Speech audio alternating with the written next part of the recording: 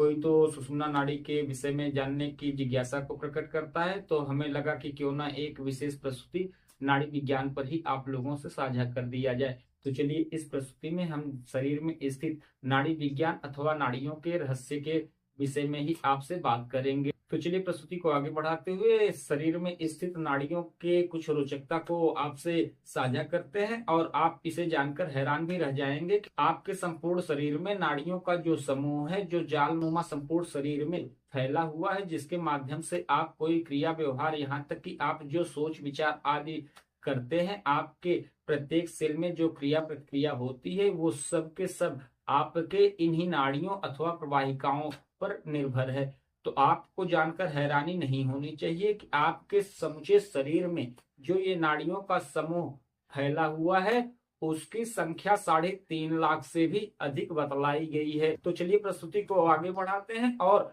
नाड़ी विज्ञान अथवा नाड़ी रहस्य के कुछ रोचकता को आपके साथ सबसे पहले साझा करते हैं। आपको जानकर हैरानी नहीं होनी चाहिए कि आपके शरीर में विस्तृत अथवा फैली हुई जो यह नाड़ी समूह है, यदि आप उनको एक साथ पिरोकर अर्थात कि एक धागा नुमा उन्हें जोड़कर तैयार कर ले और उन्हें लपेट ले, तो आपको जानकर आश्चर्य होगा कि उस धागे से इस संपूर्ण पृथ्वी को 3.5 फेरे आप लपेट सकते हैं। इतना विस्तार क्षेत्र है शरीर में नाड़ियों का। क्योंकि हमारे शरीर में 72,000 नाड़ियां अमूमन आप सुने ही होंगे। ये 72,000 नाड़ियां इन 3.5 लाख से भी अधिक नाड़ियां जो फैली हुई हैं, उनमें से प्रमुख हैं, और उनमें से भी 16 नाड़ियां प्रमुख हैं। उन 16 नाड़ियों में 10 नाड़ियां प्रमुख हैं, और उन 10 नाड़ियों में 3 प्रमुख नाड़ियां हैं, जिनका नाम आप में से बहुत सारे दर्शक जानते ही होंगे, जिसे ईड़ा, पिंगला और सुषुम्ना कहते हैं। अब बात करते हैं कुछ अन्य नाड़ियों की। गांधारी, हस्त, जिह्वा, पूषा, यशस्विनी, अलम्बुसा, कुहू, शंखिनी, चित्रा, सरस्वती, पयस्विनी, वारुणा और विश्वोदरी, ये कुछ प्रमुख नाड़ियां हैं जिनको जानना प्रत्येक योगाभ्यासी अथवा साधक के लिए नितांत आवश्यक है, जो प्राणायाम अथवा योग का अभ्यास करते हैं।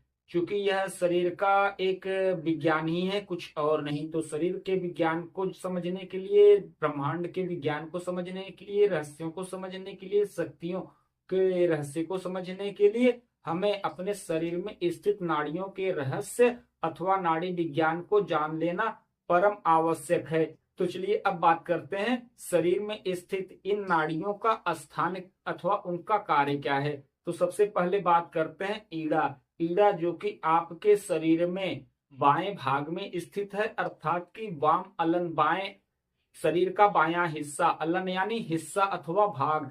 तो ईड़ा नाड़ी आपके शरीर के वाम भाग में स्थित रहती है। वहीं पिंगला की बात करें तो वह आपके शरीर के दक्षिण भाग यानी दाएं भाग में स्थित रहती है। उसे दायां अलन भी कहा जा सकता है। अब बात करते हैं सुषुम्ना की। सुषुम्ना आपके शरीर के दोनों अलन में एक साथ बराबर प्रवाह करता है।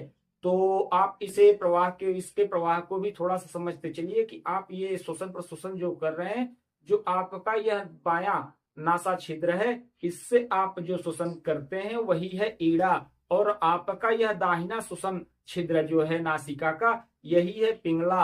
और जब कभी आपका श्वसन चले, आप उसे नोटिस करेंगे तो आपका या तो ईड़ा से चलेगा यानी कि बाएं से चलेगा, या तो दाहिने से चलेगा पिंगला से। कभी कभी ऐसा भी आपको महसूस होगा कि आपके दोनों नासिका छिद्रों से श्वसन प्रश्वसन हो रहा है। यही है सुषुम्ना। सुषुम्ना शरीर के दोनों अलन को परिपूर्ण करता है, यानी कि संपूर्ण शरीर को एक साथ पोषित करता है। यह सुषुम्ना नाड़ी के प्रवाह में जो आपके श्वास प्रश्वास द्वारा आप वायु धारण करते हैं, वह वायु चित्रा नाड़ी तक पहुंच जाता है। चित्रा नाड़ी यानी जहां कुंडलिनी शक्ति स्थित है। यही कुंडलिनी शक्ति को जागृत करने के लिए और यत्न पूर्वक सिद्धियों को प्राप्त कर सिद्ध होने का निरंतर प्रयास करते हैं। वह सारी सिद्धियां आपको इस चित्रा नाड़ी से ही प्रवेश पाकर आगे मिलनी है, अन्यथा की स्थिति में नहीं। आशा करते हैं कि ईड़ा, पिंगला, सुषुम्ना तीनों नाड़ियों अथवा श्वसन प्रश्वसन के इन 3 मार्गों से आप अवगत हो गए होंगे। अब बात करते हैं गांधारी और हस्त जिह्वा की। गांधारी आपके बाएं आंख में और हस्तजीवा आपके दाएं आंख में स्थित रहता है। पूषा आपके दाहिने कान में, यशस्विनी आपके बाएं कान में। अलम्बुसा अलम्बुसा आपके मुख में और कुहू नाम की नाड़ी आपके उपस्थ लिंग प्रदेश को गई हुई है। वही बात करें शंखनी की तो वो आपके गुदा प्रदेश को गई हुई नाड़ी का नाम शंखनी है।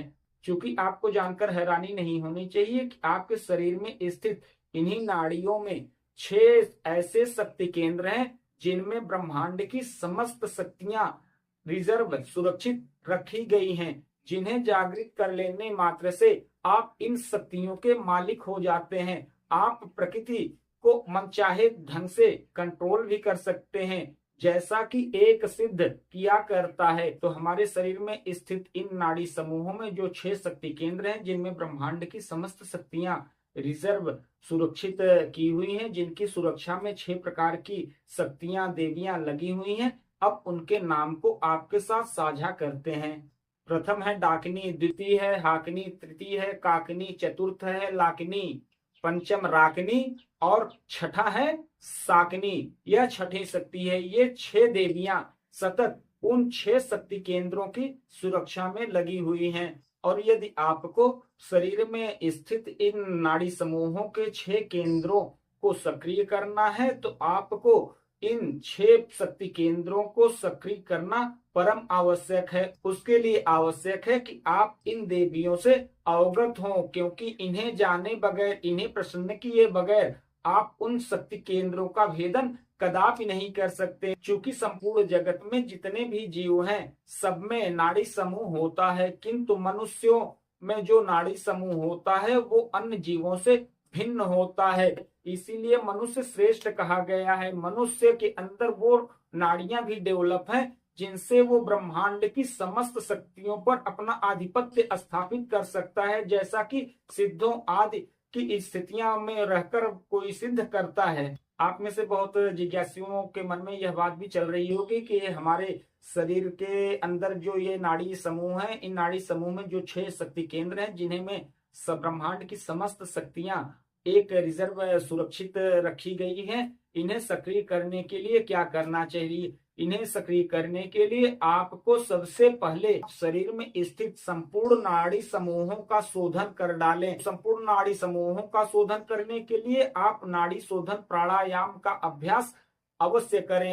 कम से कम 3 माह 2 संध्या 20 मिनट का अभ्यास आप जरूर करें, जिससे आपके शरीर में स्थित प्रवाहिका नाड़ी आदि शोधित हो जाएंगी, शुद्ध हो जाएंगी। उन प्रवाहिकाओं, उनके मार्ग में आए अवरोध नष्ट हो जाएंगे, जिसका परिणाम यह होगा आप आरोग्यता को प्राप्त करेंगे ही करेंगे। आप में जो प्राकृतिक रूप से ऊर्जा है, क्योंकि आप ऊर्जा पिंड ही है, वो ऊर्जा भी सक्रिय होने लगेगी, जिसकी अनुभूति आपको स्वतः ही होने लगेगा। क्योंकि इन ऊर्जाओं का अनुभव करने के लिए यदि आप अपने शरीर को अन्न आदि से प्रचुर मात्रा में भर देंगे तो इनका अनुभव नहीं हो पाएगा।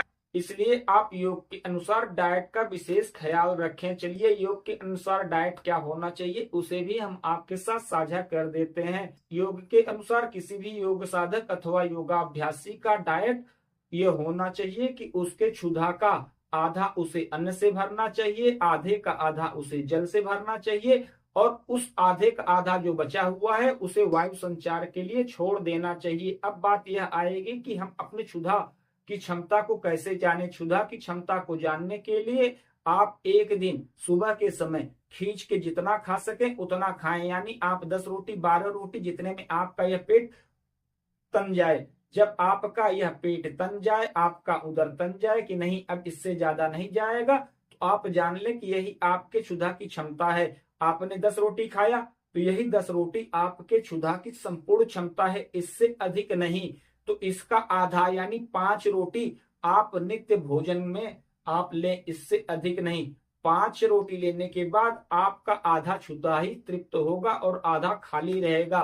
फिर थोड़ी देर पश्चात आप उसमें आधा जल से परिपूर्ण करें और फिर उस आधे बचे हुए भाग को श्वसन प्रश्वसन के लिए, वायु संचार के लिए छोड़ दें। इससे होगा यह कि आप में कभी किसी भी प्रकार का कोई विकार अथवा रोग नहीं आएगा और आप जो प्राणायाम अथवा योग अभ्यास आदि करेंगे उसकी ऊर्जा की अनुभूति आप में अवश्य होगी। किंतु यदि आप अन्न आदि से अपने क्षुधा को बहुत मात्रा में, प्रचुर मात्रा में भर देंगे तो आप में रोग ही रोग उत्पन्न होंगे। योग की ऊर्जा को आप अनुभूति कभी नहीं कर पाएंगे। चूंकि यह प्रस्तुति बहुत बड़ी होती चली जा रही है तो हम किसी अन्य प्रस्तुति में नाड़ी विज्ञान अथवा नाड़ियों के रहस्य को लेकर फिर उपस्थित होंगे। तो आशा करते हैं यह प्रस्तुति आप लोगों को अच्छी लगी होगी। मिलते हैं कि नहीं अन्य प्रस्तुति में, तब तक के लिए